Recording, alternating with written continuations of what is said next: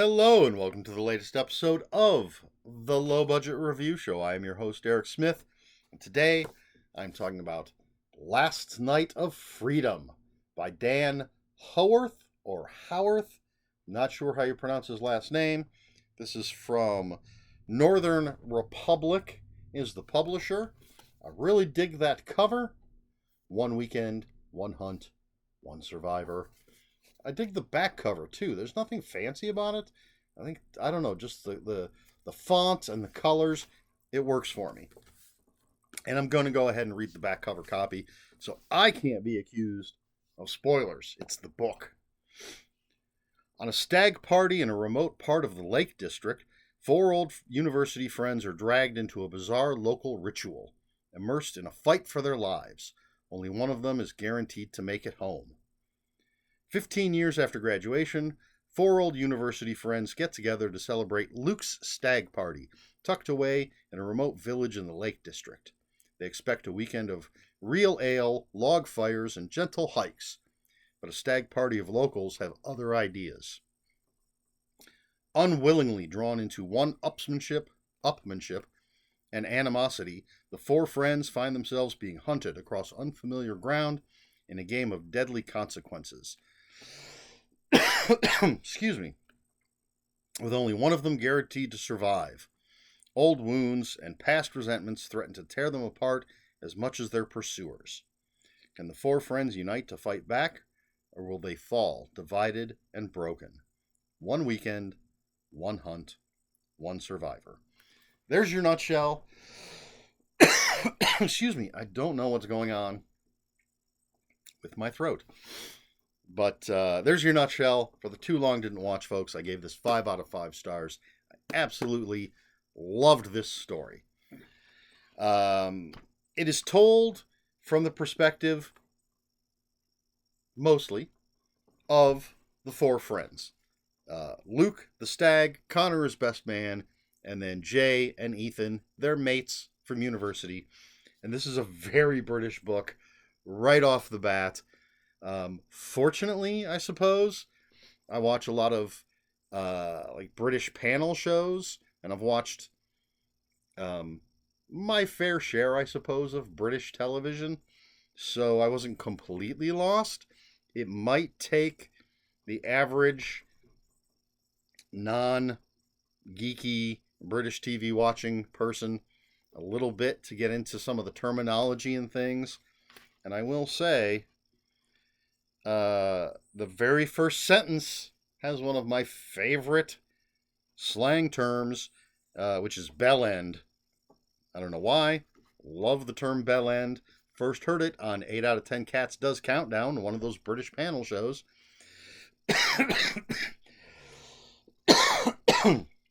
Excuse me. So extra points right off the bat for throwing bell end in the first sentence. But we meet Connor first. I believe Connor was the first narrator. Yes, he is. He's the best man. So we meet Connor. He is telling this in first person, and basically in this bit, we're introduced to Luke the stag. For those who don't know, that's the groom. Stag here bachelor party is what we call it here. It's a stag party over there, and so Luke. And then Jay, who is currently a policeman or a copper, and Ethan, who's the alpha male asshole, the type of the businessman that's all make the deal, make the money, whatever it takes. This is what being a man is all about. It talks about at points where he goes to the gym constantly, but fuck cardio. It's all about getting that cut, that shape, physical appearance. So we meet all these characters, get little glimpses into their relationships. They play I don't remember if that's what they call it in here, or Never Have I Ever. Different titles for the same game, where you say, I've never done such and such, and anybody who has to take a drink, and I've been to parties, I've played this, and when it's a group of people that are not necessarily super well acquainted, usually starts out very general. I've never shoplifted candy when I was a kid, or whatever, although it's usually about sex. And then, whoever has takes a drink. Eventually, you get to a point where people who really know each other will start saying very specific things. Well, here, they pretty much go straight into the specific things that they know about each other that the others might know, but maybe they don't. Maybe it's just I know something about that specific person, or two mates don't know it, but now it's going to be revealed because we're just playing this friendly game. But this is a way that we get to know more about the characters. So the perspective changes from chapter to chapter. I think there's only one instance where the same character is telling us 2 chapters in a row. But we go from Connor to Luke, and eventually to Jay and Ethan. They're up in the Lake District at this pub, having the bachelor party, and they go into a back room, play some pool, and these locals come in, and they're like, "Hey, we're doing a stag party too. Let's play some pool." And things happen. Eventually, we know from back cover copy, our 4 city boys are going to be hunted by the country boys. That's what I'm calling them. Now, as far as the writing goes, the first 2 chapters, I was a little thrown. Connor and Luke narratively sound very, very similar. And Connor is the first chapter, Luke is the second chapter. But because I was just reading from Connor's POV, even though it says at the beginning of every chapter who the narrator is, so I knew it was Luke, but it kept throwing me. I hadn't gotten to know these characters well enough yet, and they sound very similar in the way they're narrating the story, that it kept, Luke would say something, but I'd be like, wait, I thought that was that other character. Oh, no, that is Luke. Connor's the other character. Ethan and Jay, very distinct. Never had a problem when it was them. And the Luke Connor thing wasn't... It was very, very problematic for me. That might not be the best word, but I had a problem with it at the beginning, but still a couple of times later in the book, even though the characters had become more distinct, there were still times when I'd have to figure out. Yeah, I know it said Luke at the beginning of this chapter, but now I'm 3 pages in, and it just seems like it might be Connor. No, I have to remind myself it's Luke. It's the stag, not the best man. But I think that's a me problem. Excuse me. But it's only between those 2, as I said, Ethan and Jay, very, very distinct in how they're narrating the story, their parts of the story. The only exception to these 4 being the people telling us is this sort of what I would consider kind of an interlude, where I think it's only 2 chapters where we get first, I believe it's Wallace, who is the stag of the locals, and Gav, then the next chapter is Gav, who is the best man in the group of locals. But this is in third person. Everything else is in first person. This is in third person for these 2. And I think that was a good decision, because I don't think that we necessarily need to get deep into the heads of the locals. We want to be in the heads of the city boys. But I'm very glad that he went third person for Wallace and Gav in their chapters, so that we learn about them, and it's just like any third person story being told. We get a little in their heads, but it's not them telling it, so we're not so deep, and that works. And I think that was a better decision, the best decision in this particular case. And so, yes, our city boys being hunted by the country boys has a deliverance feel to it, and with less sodomy. One of the characters, even references. I don't think he says it out loud, but as he's telling us what's going on, he thinks about, oh, that movie Deliverance. Now there is a part, excuse me. There is a part that made me think of a particular movie, and if you've seen this movie, I think you're going to know what I'm talking about. If you haven't seen it, watch it. But there's a part that reminds me of the movie Green Room. For those of you who don't know, Green Room is a fantastic movie about this punk band that unknowingly ends up playing a gig, and it's like a last minute gig at a what they don't know is a neo-Nazi club bar. It's in the middle of nowhere. It's a shithole. They end up playing there. Shit goes down, and they are trapped in the green room in this club. Patrick Stewart plays the head of this neo-Nazi group, and there are scenes in the movie where he is giving orders to his men to do this, do that, take care of this, take care of that, as they're trying to, as far as the neo-Nazis are concerned, clean up a problem. And so as I was reading this book, there are points where Gav is the best man. He's basically in charge of everything here. He's giving orders, telling people to do this, to do that. And for some reason, I could picture it as I had seen in Green Room. It just had that feeling. Gav wouldn't be played by Patrick Stewart because Gav, the character, is much too young.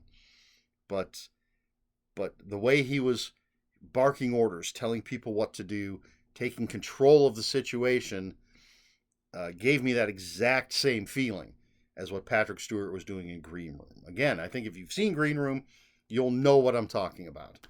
If you haven't seen Green Room, watch it. It's a fantastic movie. So that's another plus for this book.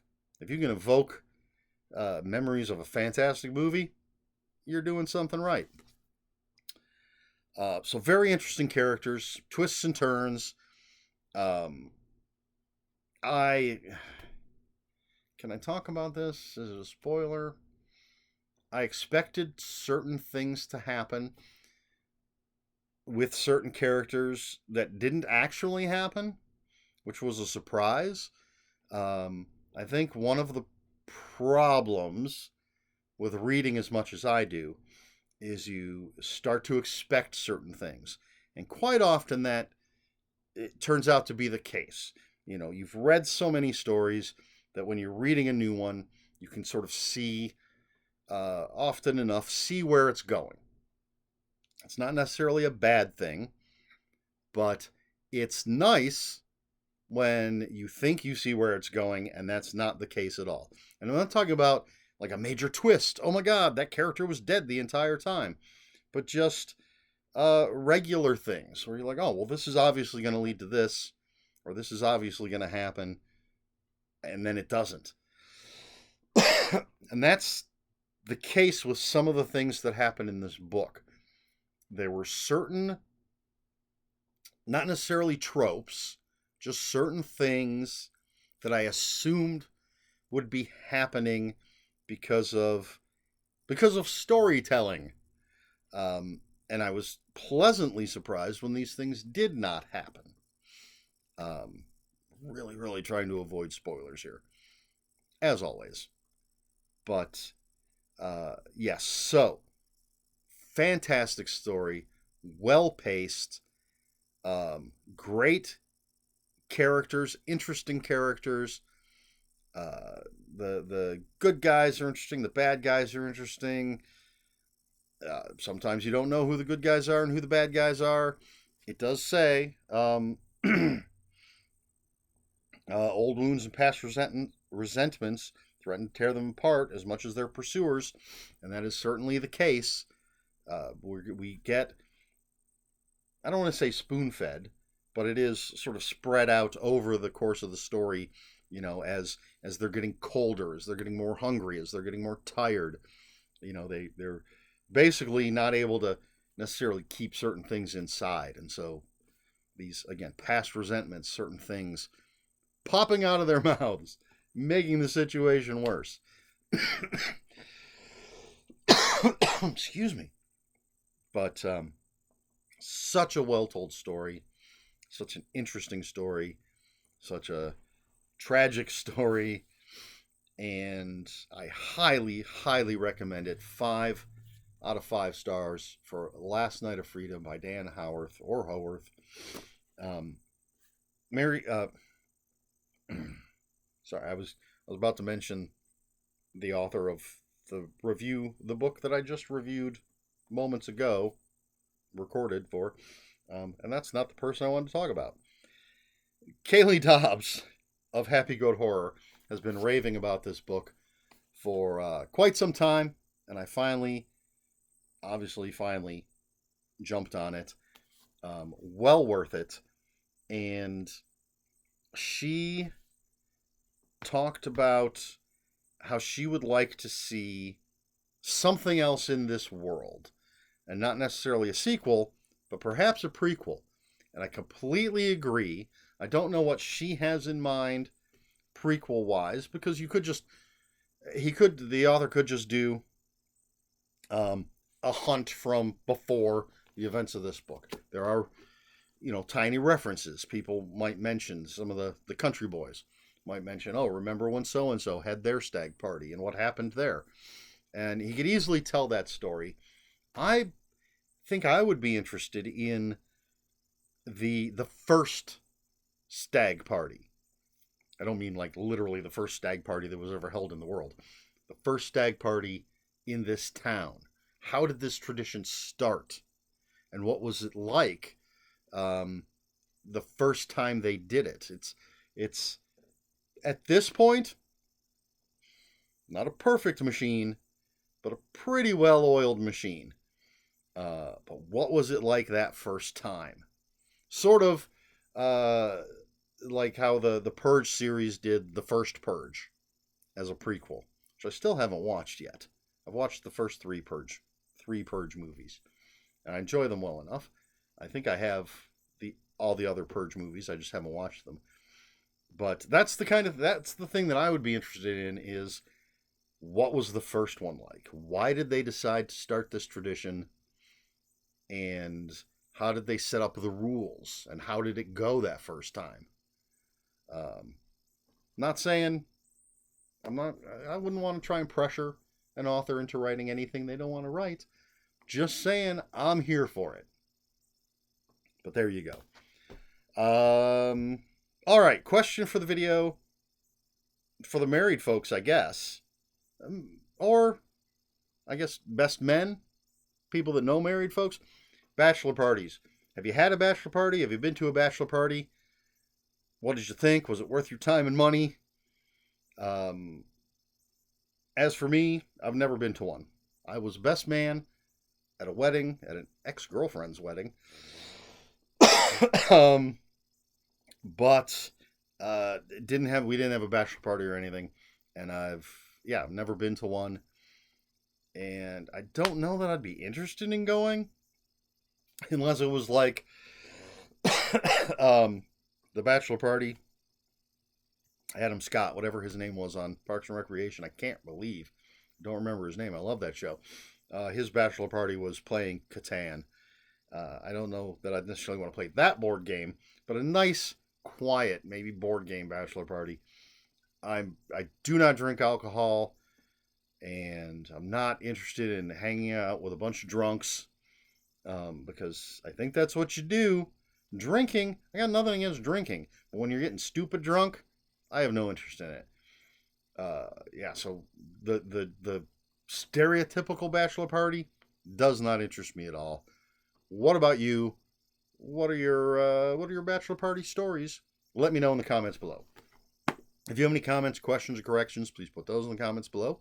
Comments are open for spoilers. Just post spoiler warning. Try to be polite here at the Low Budget Review Show. Please like, share, and subscribe. All the usual YouTube stuff. And if you'd care to follow all the usual YouTube stuff. Yeah, I say I don't drink alcohol, but I'm slurring like I'm drunk off my ass. If you care to follow me on other social media, I'll have links for my Instagram and Bluesky in the description below. That's all I have for you. This has been the Low Budget Review Show. I have been Eric Smith. Until next time, read more books.